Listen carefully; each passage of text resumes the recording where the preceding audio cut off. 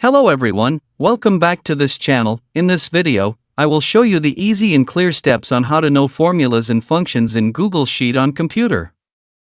So how to know formulas and functions in Google Sheet on computer?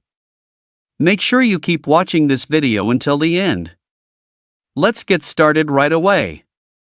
Firstly, just go to the Google Sheets application on your computer or laptop.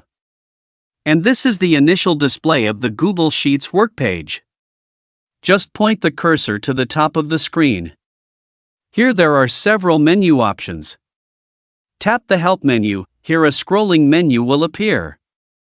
There are many menu options here. Tap the Function List menu. Here it will automatically enter your computer browser.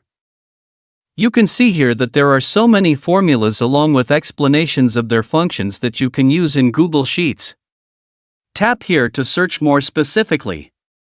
Here there are so many options that you can use. You can also search by typing the keywords you are looking for here.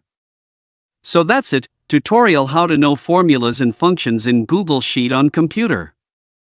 Thank you for watching. I hope this video is useful. See you in the next video.